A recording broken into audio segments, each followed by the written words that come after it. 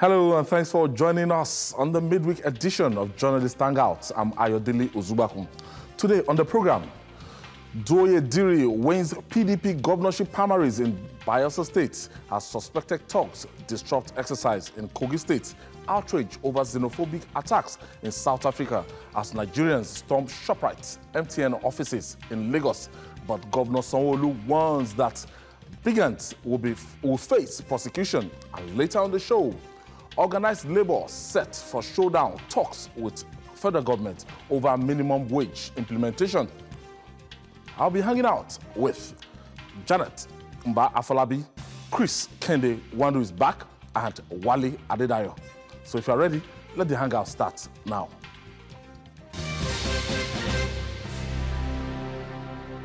Thank you for staying with us. The murky political water of Bayelsa State is getting clearer. The battle for the November 16 governorship election in the state is getting into shape. Now, the gladiators that will participate in the race are beginning to appear on the horizon. The ruling People's Democratic Party, PDP, in the coastal state has picked its candidates for the poll. Senator Douye Diri won the party primaries in Yenagoa on Tuesday, beating 20 other aspirants to pick the coveted PDP tickets. Senator Diri polled 561 votes to win the governorship tickets ahead of the former presidential advisor on Niger Delta affairs, Timi Alaibe, who came second with 365. Let's serve you the gist in this report by our correspondent, Ovietene George.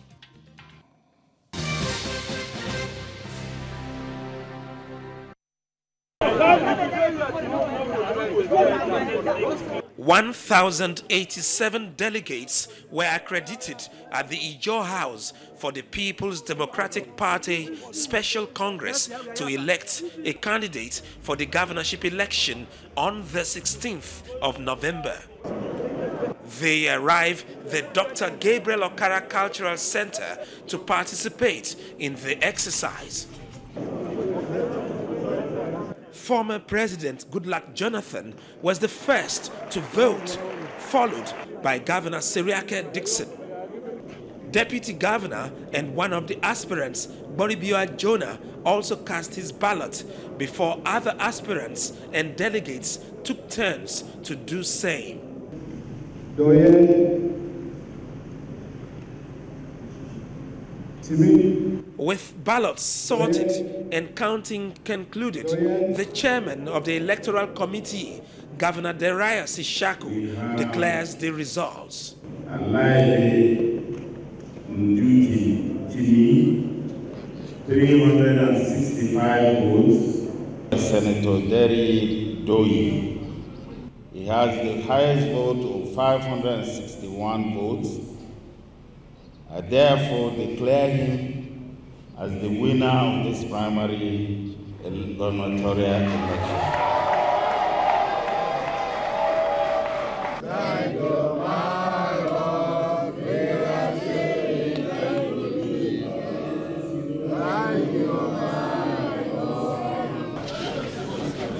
It may be celebration time for Senator Douye Diri, but the St. Paul politician wants other aspirants to close ranks ahead of the governorship election on the 16th of November. It is not a victory for Senator Diri Douye. It's a victory for the party, and the party must be united as one to face the November 16th general elections. And so I call on all my colleagues who are aspirants in these just concluded, transparent, credible primaries to join hands so that our party will become victorious come November 16. There must be 20 losers, and so anybody who wins have to give thanks to God and find a way to carry along the other people.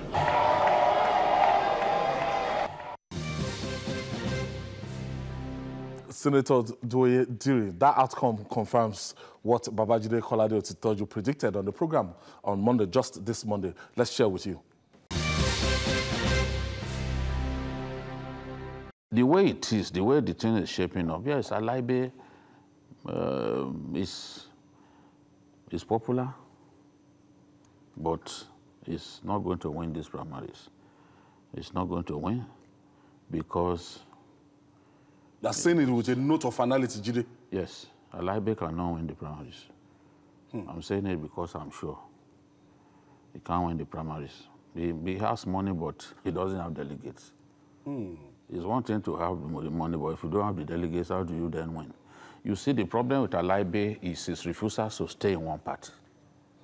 You leave the PDP today, go and join the APC, to come back to PDP. It doesn't help. And Dixon is saying if you want to be a member of his restoration group, you have to have stayed with them all through and through. Yeah, so cannot support you. The people who have stayed with them from the beginning, they are the people who benefit. The way it is, the politics of Bayelsa at PDP level is firmly in the hands of the restoration group. The governor has control of the party structures at every level. They organized a local government election the other day. There are 105 delegates that emerged out of the local government election alone. Because these are statutory delegates. Councillors, the deputy chairman, 105 delegates. And these are people from the side of the governor. And I can tell you that these Bayelsa people, they've already camped their delegates for almost 1 week now.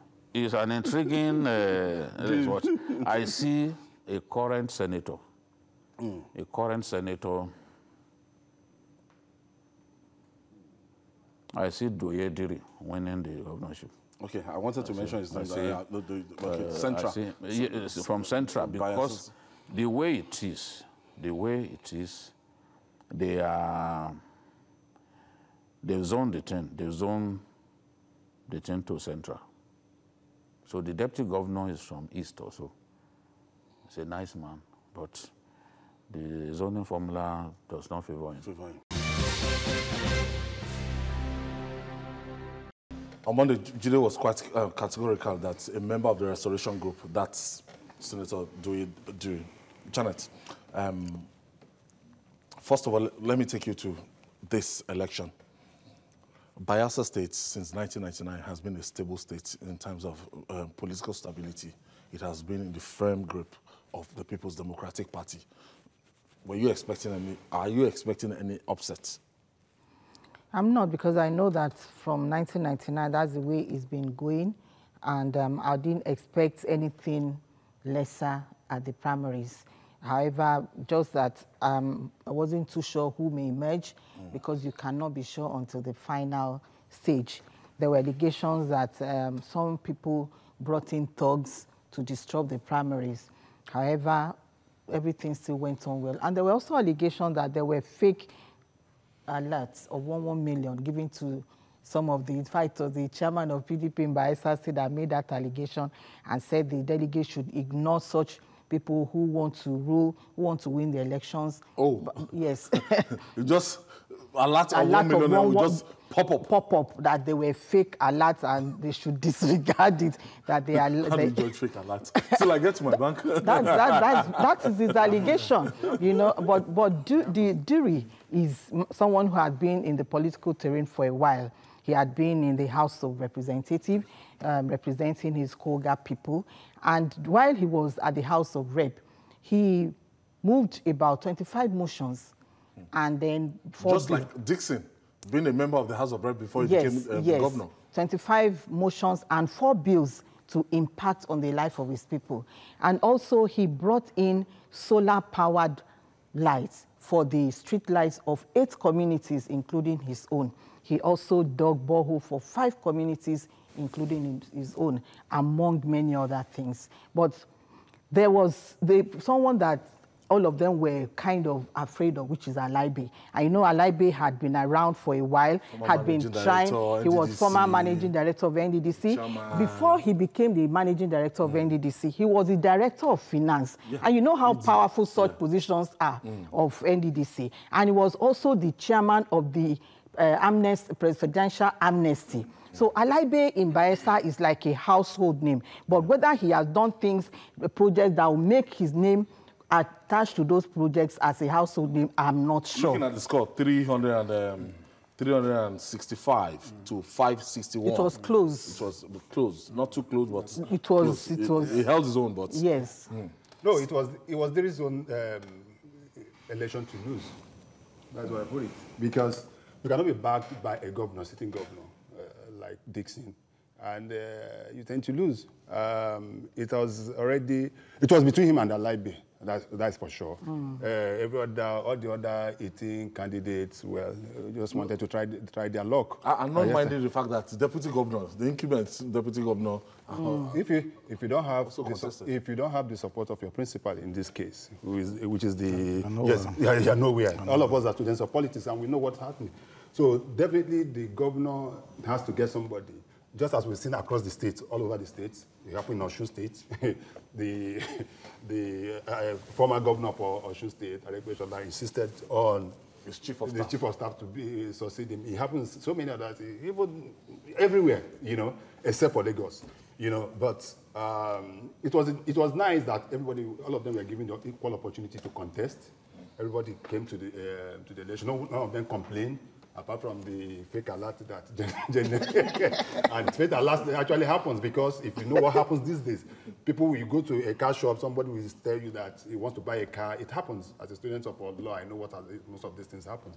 You had somebody come and say you want to pick up a car, and the rest of them, and they said, okay, I'm sending an alert, and the rest of them, you see an alert in your phone, and they paid about 5-10 million, and you allowed the vehicle to go, only for you to go to your bank, only to be told that, oh boy, there's nothing like that. It happens. A lot of people do that. So, but that is neither here nor there.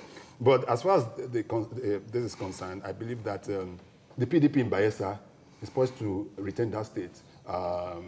They've done their work very well. It's the APC now we are looking forward to see what they can do. Even the new Minister of State for Petroleum is, so to say, you can say he's like the godfather of the All Progressive Congress in the state, in Bayelsa State. And, when it comes to, they have all the state apparel check and everything.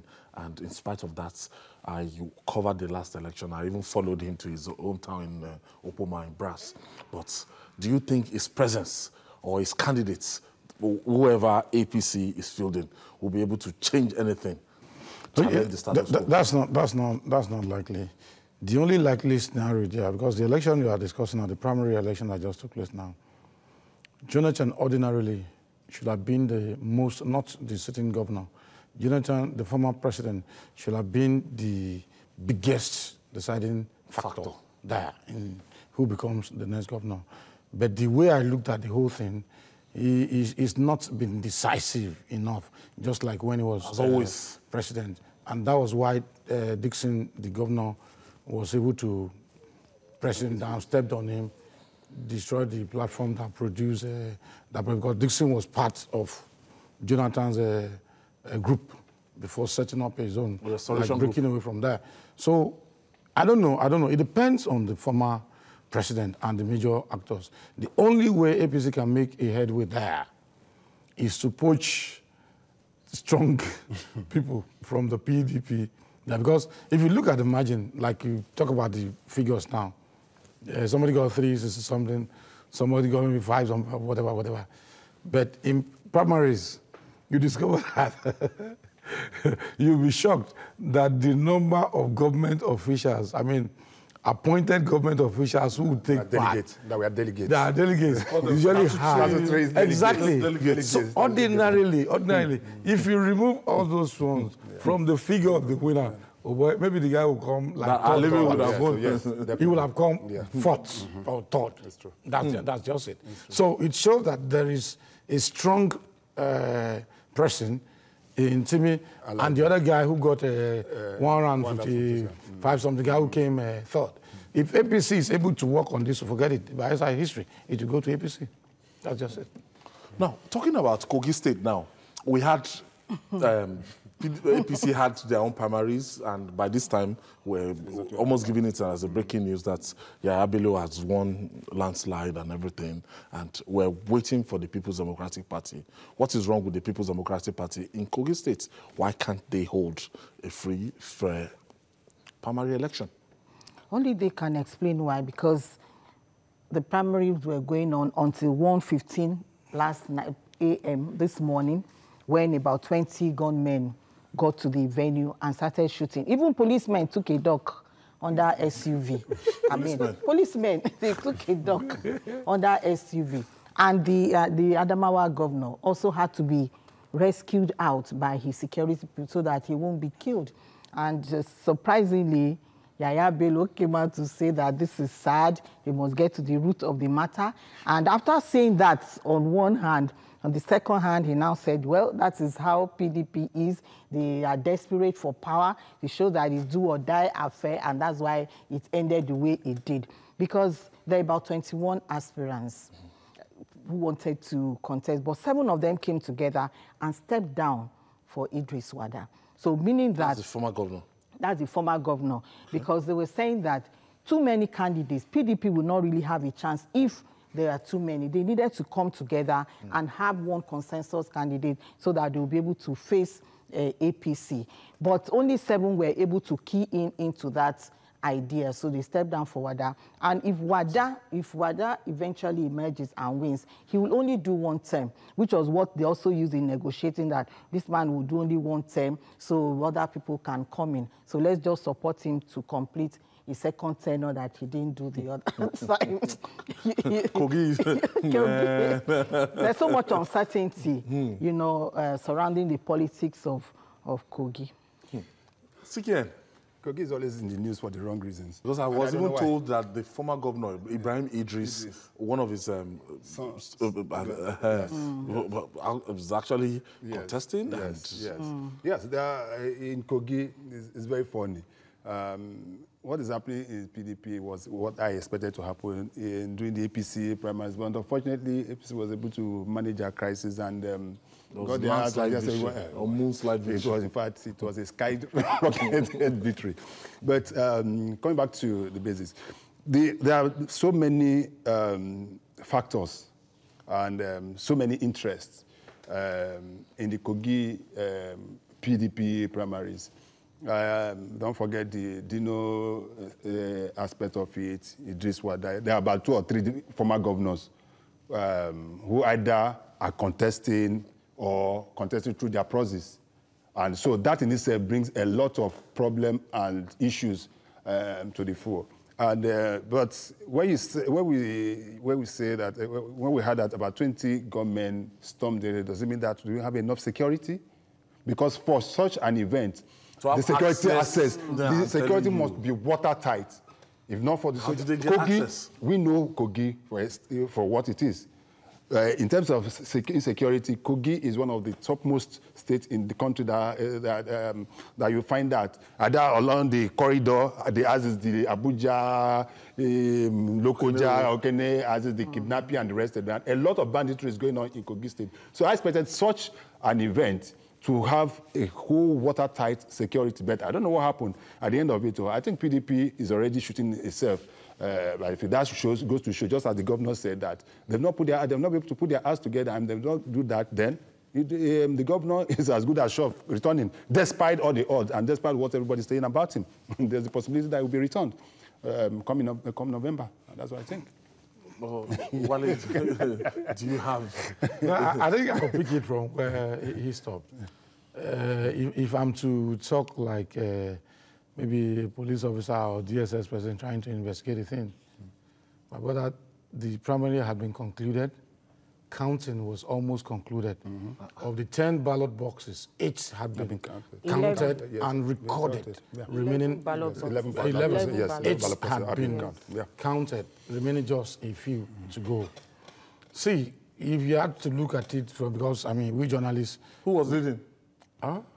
No, they haven't announced. They were just sorting. They were sorting out. They were sorting out. Sorting, not counting. They were counted about 8. Out of boxes have been counted already. Yes. Out of 11, 8 have been counted already. But if we should put a journalism reasoning into this, there is no way, for me, that's my own thinking, there is no way a PDP aspirant among those who contested, or a group of them, will send violent people into that place, gun blazing and all those things. Because the current governor is so unpopular. PDP only needs to produce a candidate and the other aspirant rally around that person and PDP will rout the guy in KOGI State. So the only thing left is for the other side, not PDP, to send in those talks and disrupt the exercise. That is the way my own thinking. I'm not alleging. I'm thinking like devil's advocate. Yeah, exactly. No, not the devil's advocate. I'm even thinking like a journalist. It's not, for me, I don't look at your press statement. I don't look at what you are saying. I want to look at what you are not saying. Who stands to benefit? Exactly. God bless you. And like that's why I said, I want to pick it from where he stopped. Well, what has happened, if a lot of people are not looking at it properly, so PDP, they started, they are do or die, whatever. But in reality, with all the facts, I'm telling you, the shooting and the invasion of that place has nothing, absolutely nothing to do with the PDP. But the thing is that, if the issue with Dabaru like that, the beneficiary will be the other side. End of story. I think we're yet to hear from the PDP. Yeah, I think they've not issued a statement. They've not issued a statement. They've not. Because it was just... that's a meeting. To submit the exercise by tomorrow. By tomorrow, they're supposed to... Wale was just speaking in parables for those who are able... I said the other side. You don't need your body language says it. That it couldn't have been PDP-induced gunmen coming there. That it must be, somebody who does not want the PDP primaries to hold, So, but right now, nobody has the facts of what happened because everybody just escaped for their lives. So maybe when they sit back... they may be able to look at it, how did it happen. No, I think like the question you asked earlier. Yes. Like, okay, I've had to cover several governorship primaries and everything, and I know how tight this, the security. And I just wondered what might have happened that would have allowed 20 gunshot. That is what I'm saying. That's what I'm saying. Yes, because it's very, it depends. It depends. It's very easy. I can, a little bit. Okay, let me take my first caller. Taufik is calling us from Osun State. Thank you for hanging out with us, Taufik. Yeah, good evening. Good evening. Yeah, I appreciate you guys' deliberation. Thank you very much. Please, one of the observations I just observed on the discussion over the KOGI primaries. Yes, please. Because I'm trying to draw the attention of the person with the barbariga. Okay. Please, let's be cautious. This is politics. We don't need to burn issues that happened. Okay. This is primary of PDP, not APC. Okay. You can't just lay allegation against a governor because he made a comment. That's part of politics. Even if he did that, we don't need to pronounce it on air. Okay. I believe the PDP themselves should have provided security. Because part of it is trying to figure out maybe the current government is trying to play any prank. They should have done that. Thank you mentioned yourself. 8 have been counted, remaining 3. No matter what. They should stand by it to ensure the finish are counted. Okay, Taufik. Not one of them will be declared. Thank you, Taufik. Thank you for your contribution. And I stand to cover my guest and protect my guest here. Yes, Wale Adedayo has just said his mind, and that's the way it is. And, yes, you might not agree with what he has said. I always say that it is so. I don't care who's as we're saying, definitely, despite the fact that I agree with Wale to some extent, despite the fact that it's a PDP convention, also it behoves on the state government Yeah, he's the governor, is the chief security officer of the state. To produce, to make sure that those guys, everything that happens there, despite the fact that he's not a member, yes, he's the chief security, yes, he's the chief security officer of KOGI State, to make sure that everything that happened at that convention, irrespective of the party that was involved and the rest of them, you understand what I'm trying to say? It happens, it's normal, but as it were, it will also be seen to be part. Some people also will look at it from the part that it might be seen to be partisan or that is trying to favor us. So it is a very delicate case. But my fear is that, one, the commissioner of police in that state, the director of DSS, and probably if they are involved in the military also, should be able to tell us how come that they were at that point and such happened. Because they ought to... I'm moving forward now, and to ensure that in the next 24, 48 hours, that they are meant to produce a candidate that if they have to reconverge, they must make sure that... I'm sure the National Executive... If it's a PDP person, that person will not wait till the 8 box had been counted and recorded. Supposing he's losing. Once the person has seen signal, before they start counting, I'm telling you, you will have seen signal that you are losing. Before they start counting at all. We're not sure. Yes, but we're not sure. You know why I'm talking like this? Because I've been involved before. I've been there before. That's why I'm talking like this. I know. From the beginning. That's just it. Not until the whole thing is concluded. Let me quickly point out something. As the Chief Security Officer of KOGI State, it is not the duty of Yaya Bello to provide security for the PDP primaries. It is the duty of the PDP organizers to go apply for even if they need 1 million policemen, as many as they want, to come and secure the venue for 45. them. It's not the business of Yaya. Yaya is the chief, yes. So why would he now do that? Why would PDP wait for him to come and secure their venue for them? I didn't say that they should wait for me. I am saying that if there is breakdown of law and order in KOGI State, he is the chief security officer of the state. Yes, but for the primaries, I'm not saying it's the primary. What I'm saying is that, what I'm saying, just get me right, I am not saying it's the duty of Yaya Bello as the governor of KOGI State to provide security for that event. What I'm saying in essence is that as the chief security officer, he will also be interested to make sure that there is no breakdown of law and order within it. It's normal. It's normal. If another party, there are about how many parties? We have close to about 80 parties or 70. If it goes down, a very strong candidate emerges. A very strong candidate who's going to contest against the guy. You will like that? I've had to speak with some people in Yaya Bello's campaign. Yeah. They've told me in clear terms that whoever the candidates, whoever comes, that they're ready to take him up. That they're going to take him up and they're going to win, and they're going to win 90%. Even the governor himself had to mention it, that he's sure of victory. Every politician is sure of himself. Yeah, like wrestlers. Until the last minute. Like wrestlers. So let's bet. I'm sure that within the next few hours, or it can be 24 hours, PDP will come out with a position on this thing. Okay, because so they before 12, because they have to submit the name of their candidate by 12 o'clock on Thursday. Yeah. Okay. So we'll wait for the People's Democratic Party. They can as well decide to choose, reach a consensus without actually doing the primary and just present a candidate just to forestall this. Still to come, Nigerians storm SHOPRITE, MTN offices in Lagos and other towns in pure outrage over xenophobic attacks in South Africa, as Governor Sanwo-Olu warns migrants will face persecution. Stay with us. If you're just joining us, this is Journalist Hangout. If two wrongs cannot make rights, then the wanton destruction of some business premises linked to South Africans by some Nigerians over xenophobic attacks in that country cannot be justified.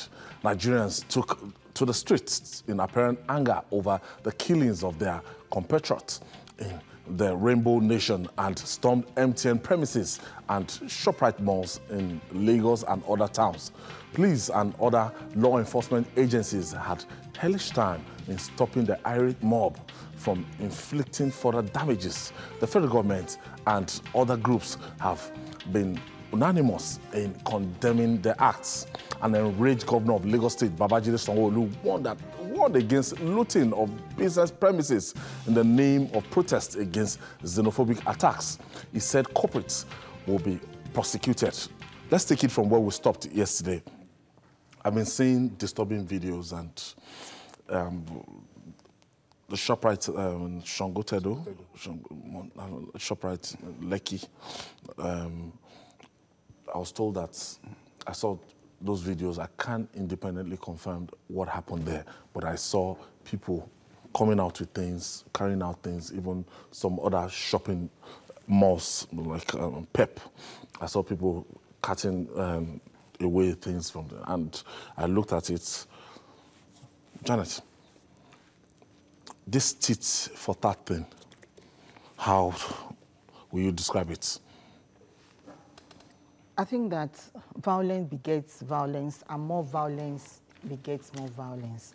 Violence is not a solution, and that's why we have AU, African Union, whose role is to look for dialogue, approach ways to resolve these matters. However, there had been mixed feeling over the reaction of Nigerian youths, because some of them may also have their relatives in South Africa that may have been killed. The South African government is also not happy the way Nigerians are being killed. The president came out to say that, and he said he wants to stop it immediately. He says that he does not really know the reason. But Nigerians living in South Africa say they know some of the reasons for this. They said these people are yet to overcome the mentality of apartheid. They have been under, some kind of oppression from generation to generation, segregation, and they have not been able to come out of it. So they are now seeing foreigners. They are not killing just Nigerians. They are killing all foreigners, whether Tanzanians, Malawians, Ghanaians, Pakistan, Indians, foreigners. That is their war. It is war against foreigners. Because these foreigners, according to them, have taken over their jobs. As the economic power. Yes, they've taken over their jobs, have taken over their women also. But they are not even willing to do the kind of job that Nigerians and other foreigners are willing to do. When you employ a South African house help, somebody told me who lives in South Africa that they have attitude. They ask you, you live in South Africa, but you can't speak our language. You go to their supermarkets and they say you must talk to them in their language. So they have this attitude. So people prefer to employ other foreigners as maids or whatever purpose instead of the South African. And the men are not happy about it. They feel that they are taking them back to the days of apartheid in their own country. So it's now a black-on-black violence, which they already used to. That is their way of life. So violence is already in them, and they are willing to do it, and they don't care how long it will take. They want to wipe off all the foreigners in their country. Skian, how about this argument that because of some Nigerians or some other countries that have this tendency to, like, what some of them are saying, that Nigerians that we know around Joburg, downtown Joburg, some of them are drug peddlers, that they sell drugs to their youths, and most of those youths, they'll come, steal money, get drugs, and they'll sell. Nigerians are like the conduit pipes, supplying their youth drugs, destroying their youths. That's one line of argument. Well, to start with, first and foremost, I need to say that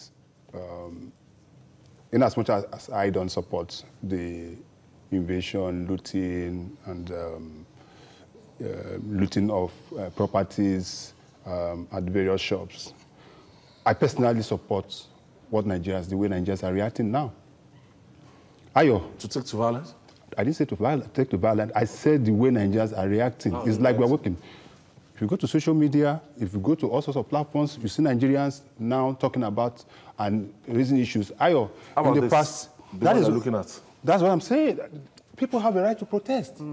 People have a right to protest. Destroying their properties? I didn't say, did you get me? Are you listening, Ayo? I'm listening. Listen to me. I said I support the way Nigerians are reacting to the going on, the touching of MTN office. Ayo, like we can see. In the past 2 or 3 years, about 118 Nigerians have been killed in South Africa. Are you aware? Most of them are not in Igbo land. We have this saying that, you know what that means? Okay. If they carry the corpse of someone else, it's like they're carrying a log of wood. Exactly. If it's your relation that is being carried, you know how painful it will be. All these people are okay. You know, what I'm saying in essence is that this is an attack taken too far. And most often than not, we say that they attack several other Africans and the rest of them. Most often than not, Nigerians are the ones being targeted. Ayo, even those that say Nigerians are peddling drugs, just about 2-3 weeks ago, the Deputy Director General of one of the parastatals of Nigeria was killed in South Africa, in the hotel in South Africa. Are you aware? Was she peddling drugs? Sometime ago, just about last week again, another Nigerian was in a restaurant. They picked him out. The police picked him out, took him to his house. He was married to a South African in the presence of his wife, and they shot him. It was shown on TV. The videos and rest of them, the audio and rest of them. What this means is that there's this targeted act. This attack is getting, and as I was just coming to the studio, the news is breaking that the president has recalled the Nigerian ambassador to South Africa. You can't very. No, I said, this is not verified. I'm just saying. I'm not saying. I said the news is just coming and the rest of them. What this means is that now, and also, just in Tokyo, our president raised the issue with the president of South Africa. If the president wasn't too concerned, if Nigeria is not too concerned, the president wouldn't have raised that alarm when he was talking to the South African president. And the problem is that there's a systematic approach by the South African police to support what their people are doing. Because if they are killing Nigerians and they are the reports of Nigerians and big kids and you're doing nothing about it, and you are, instead of your aiding and abetting the death, do you expect Nigerians to just sit down and wait until they kill another person? So what I just feel is that we can protest, we can express our views, but not in a violent manner like they are doing. We can do that, and there are other diplomatic ways we can also express that. Nothing wrong with violent manner. People are talking about even the ANC not speaking out, talking about even the government structure, talking about the one of the ministers granted interview, saying a lot of things and saying that it's as if the system in South Africa supports what is happening. He has spoken his tongue now. Tabawi Auku. Okay, that's yours. Interpret. That's the summary of my own as it is. Okay. That you try as much as possible to speak your mind, or irrespective of who is going to react. You see, what is going on in South Africa is very bad. You are talking about possible aiding and abetting by the ANC and by the South African government. But that is little compared to the reality that we face in Africa. What is happening to South Africa today, we have gone through similar things in the past. But it was not in a brutish way as they are doing. Between us and Ghana, Ghana deported thousands of Nigerians back here now in those days. And Nigeria also deported thousands of Ghanaians. Why? South Africa is facing serious economic challenges. The current government in South Africa has no answer to it. So what they are doing, like you rightly pointed out, that the police are not taking the right action. The government, sometimes, if there had been an international football competition, it's one of the reasons why I don't watch football. I don't play football, I don't watch football. The masses are often made to focus on some things, to direct their anger at some things, while the government, or those in government, are busy with other things. The South African government currently has no answer to the serious economic situation facing the majority of South Africans who are at the lower level of the ladder. So the only people they come... How many white people have they killed? Have they killed Americans or Britons? No, it's their fellow blacks. You understand what I'm trying to say? They are fellow poor people. Those are the people they are preying on. Just like what we did to... How many Ghanaians, millionaires, did Nigeria deport in those days? How many Nigerian millionaires did Ghana deport back to Nigeria in those days? No, it's always the poor.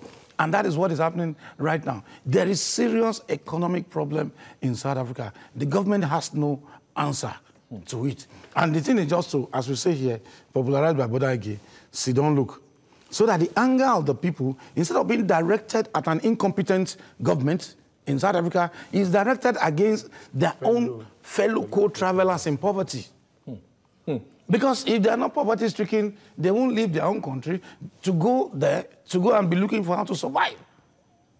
And they are not even among their middle classes. They are at the lower level. So that's one. Then the other two is that a lot of people have been talking about those who, you said violent. I don't see much violence in what they do. They didn't attack anybody. How many people did they attack?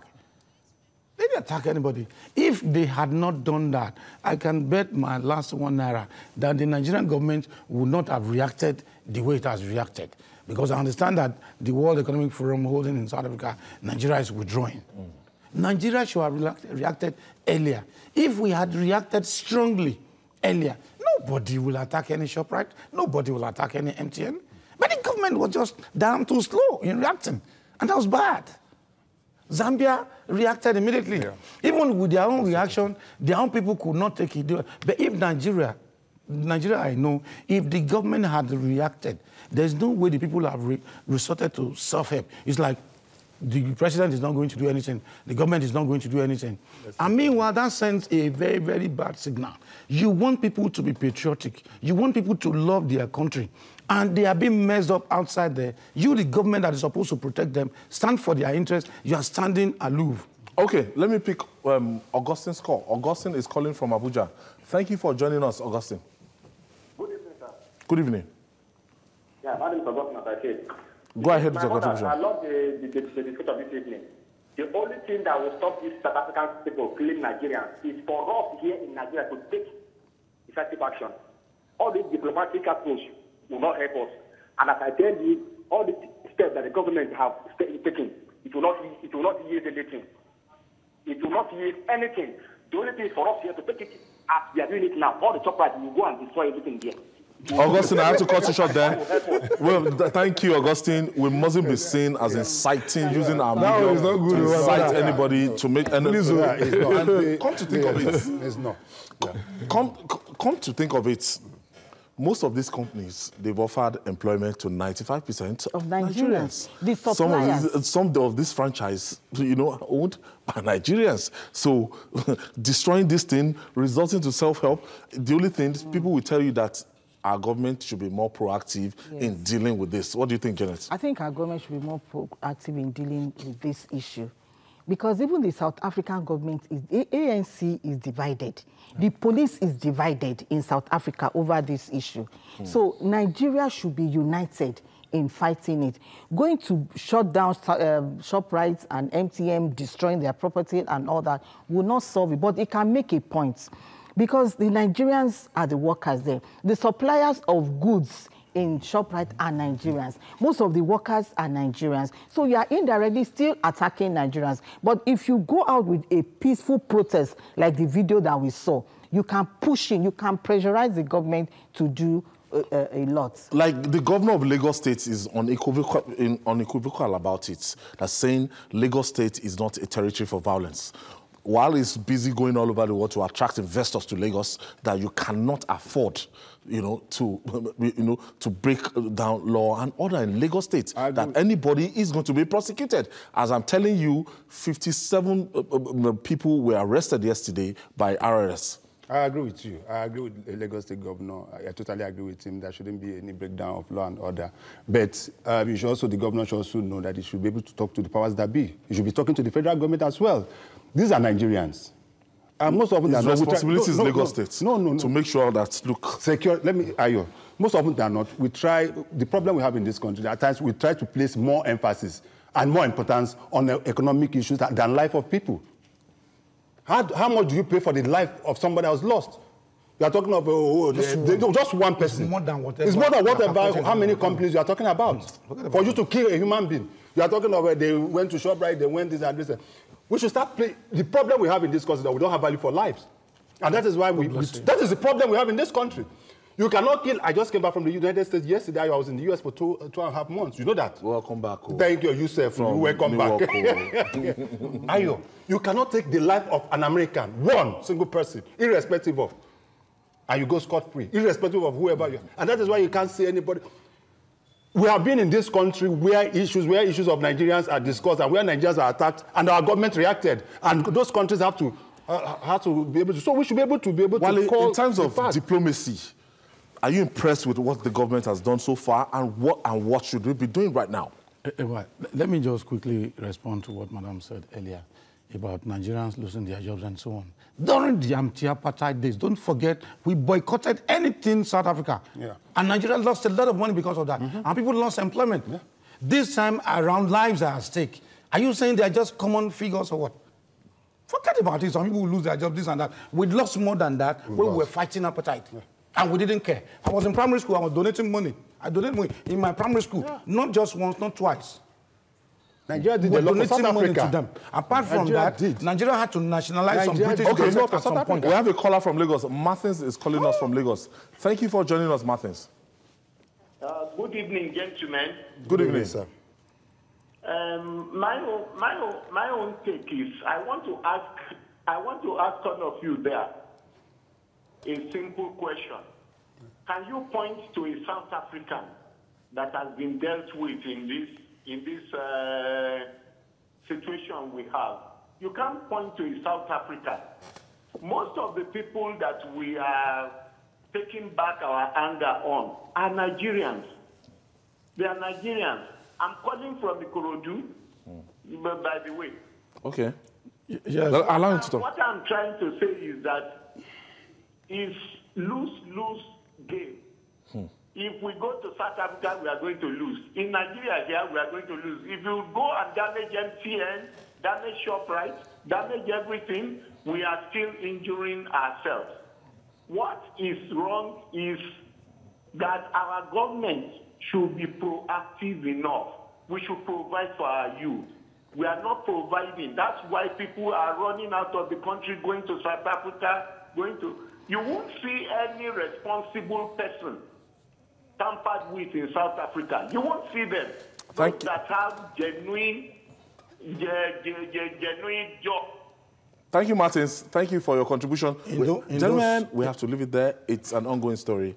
We'll still be on it. In the next 24 hours, more development. More development. Now, moving forward now, the front and back movement in the negotiation for the implementation of the 30,000 naira minimum wage signed into law by President Muhammadu Buhari in April can be tiring and so annoying. And as organized labor and the federal government tango in a make or mar negotiation today, workers appeared to have resigned to fate. President of the Nigerian Labour Congress, NLC, Ayuba Waba, said the union will support any position taken by the Public Service Negotiating Council on the consequential adjustments. This bill has been signed into law. It's a law. So, according in the Federal Republic of Nigeria, whether you like it or not, the minimum wage is 30,000 naira. But how we now go about it in terms of how it graduates from level 01 to level 17 is like the bone of contention now. Yeah. Janet. The implementation is key. They could sign into law. There are so many laws that are not implemented. So this could be one of them.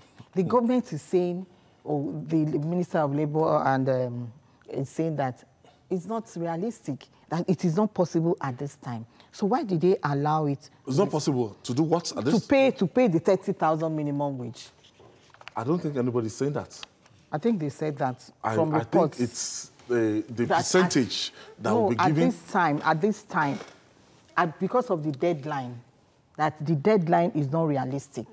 They are saying the argument is consequential adjustment. The consequential adjustment, not from level 1 to level 17.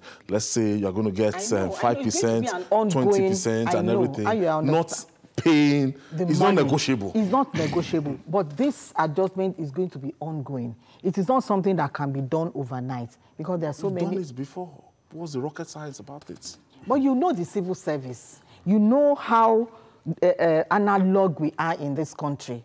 You know that if this were digital, it can be done overnight. But because of the way we slow down things, we deliberately delay things that are supposed to be done. We deliberately refuse to do the right thing. And so that is why there are going to be delays over it. What do you understand that is happening with Seeking? Well, what is happening is what some of us at the stage was going to happen from the onset. On this set, several times I've said that there's no problem with workers asking for an increase with the problem we are going through economically and the rest of them. But the issue I've always raised, even when we were paying, was it 16,000? Was it 18,000? 18,000. How many states were able to pay? Okay, and that has been the problem we are having. Ayo, since that law was signed it was signed by the president, how many states have come out to say we can pay 30,000. Kaduna State from September 1st. Kaduna, that is Kaduna State. one out of 30. Well, okay, one out of 36. Yes, You can name another one. Probably Lagos. I'm sure Lagos is going to pay. And one of that. The problem, and that is the problem we've been having, the federating into that is where we've always been calling for this devolution of powers and rest of them, so that states can be able to pay what they think they can afford.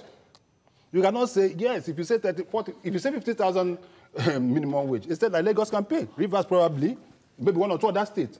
But there are some states. Again, if you are getting all this wrong, I think because you spent 2 months in the US, we've gone past that stage. No, leave that one. We've gone that past it. This is 30,000 naira has been signed into law. There was a tripartite committee that contains labor, civil society, the governors, and the federal government. The problem we are having, and the issue we are having, is we still have certain states. Don't forget, or your states, made the governor resume. Makinde said it. What did he say? He said he might not be able to pay 30,000 That is it. And the same thing is across the states. What I think now is that Labour should be able to sit down with government once again, or on a state-by-state basis. If you understand what I'm trying to say. Something can be worked out. When you look at the IGR is dropping in so many of the states. The IGR is dropping in most of the states. And even what we are earning, the crude oil and rest of it, the federal allocation is dropping. So where most of this is going to get this. So I think that this should be an issue that we can be able to resolve. The NLC and other labours should not take it state by state. You go to a state and say, okay, we've agreed on 30,000. Yes, you're going to pay 30,000. But what are the scales? Because the scales will be different from states. Scale 1 to 3, scale 4 to 5, 6 and 7. That is where the problem is. Because we've talked of the minimum wage. The minimum wage does not necessarily mean that it's only the minimum wage you're talking. Across the strata, from level 1 to level 17, everybody's salary must be adjusted. And I think that's where the issue is. The consequential adjustments we're talking about from the grade levels, I think this is not the bone of contention. So how should federal government and Labour agree on this? There's something I don't understand about the minimum wage thing. You've been in government before. No, wait now. Let me try to point out something. When you're talking about national minimum wage policy, everybody has been talking about states, federal government. It's not just about public service alone. It's about private sector, including TVC, including our own newspapers too. That your cleaner, the lowest earning person there, must earn 30K. So how many of us can afford that, for God's sake? So they still have to go and talk to themselves. Like he rightly pointed out, I mean, revenue that should go to the payment of all these things is going down. And you still expect people to do what you said. Meanwhile, the major focus remains on government. I've not heard them talk seriously about the private sector, where you have probably even more workers than you have in government. Where the thing, because in government, you can hardly owe government worker without people, NLC who shout this and that, blah, blah, blah. But the private sector worker, a lot of them, for God's sake, they are being owed. Nobody's talking about them. And this minimum wage you are talking about, I'm very sure that before they get it, maybe when Jesus Christ comes or close to that, no, that's the truth. That's the truth. So the thing is, I think there's need to deploy, I wouldn't call it common sense, I'll call it diplomacy into these things we are talking about. Because to me, the labor leaders too, they are just pandering to the wishes or maybe the whatever of their members. They know deep within their heart that some of these things are not just possible. But because members are agitating for it, they just have to agitate. And meanwhile, the politicians are not helping matters. The National Assembly recently voted millions, if not billions, to buy new cars. You know about the allowances and so on. So how will you now tell people to calm down? You can't pay 30,000. Meanwhile, you are voting millions and billions for yourself. How would you understand? Advocated that for them to pay the minimum wage and to be able to bear this cost, they should talk about revenue as in a kind of tweak in the revenue allocation drive from the states, what goes to the federal government, state government. I have a caller. I think Ben is calling us from Jos. Thank you for joining us, Ben. Yes, good evening, please. Good evening. Go ahead with your contribution. You know, the problem with Nigeria, in my own opinion, I think the federal government should be able to step up to take up responsibilities of all salaries in Nigeria, especially at this government level, federal, state, and local government. The federal government should take responsibilities because are you kidding me? Look at Bennett is budgeting 5 billion naira recently for just purchase of cars. It means there is money for federal government. If there are money, if there are money. Ben, I don't understand you. All the 774 local government, 36 states, the federal government should just dish the money out. Maybe they'll start printing money and maybe used to do that. Mostly they're just talking about government. What about the private sector? I think there should be internally generated revenue from every state. A lot of natural resources are just lying fallow, wasted. They are saying they don't have access to it, that is under the exclusive list. How? If I have bitumen in my state, on government land, on federal government land, is that what they are saying? If I have bitumen in my state, I'm not entitled. That is what we are talking about. Excuse me. Okay. You don't have access to it, yes, but illegal miners have access to it. Yes, that's why they are called illegal. Because you don't have access and you refuse to have access. So those that don't even need your permission to have access to it are having access to it. That is why, you know, that is why we've been pushing for restructuring. Okay, if there's a proper restructuring, most of these things we're talking about, it won't be there. Those things will be taken care of. That's what we've been talking about. Okay, like those items on the exclusive list, like it was, the correct list, like it was in the First Republic. Okay, where the Southwest then concentrated on cocoa and the rest of them. They not concentrated granite oil and the rest of them. Then the East, palm oil and coal and the rest of them. And then you pay something to the center. That's what we're talking about. And that is what the National Assembly should be talking about. Else, if we don't get the present system as it is restructured, we'll still continue to run into this problem. All right. I want to thank you, Wale Adedayo. Thank you. You're looking nice. Thank you, sir. The man from just coming from a religious I went to preach somewhere, actually. And I welcome back CKN. Welcome from that long, never give us anything to bring back. I go give you holiday. It's good to be back. Thank you very much. Madam Janet Mba Falabi, thank you for always being there. All right, and that's our offering today. Join us tomorrow for another episode of the program. We'll watch Journalist Hangout on our platforms shown on the screen. We're also on YouTube, youtube.com/TVC News Nigeria. Our feedback is journalisthangout@tvcnews.tv. I'm Ayodele Uzubak. We'll see you tomorrow, and God bless Nigeria.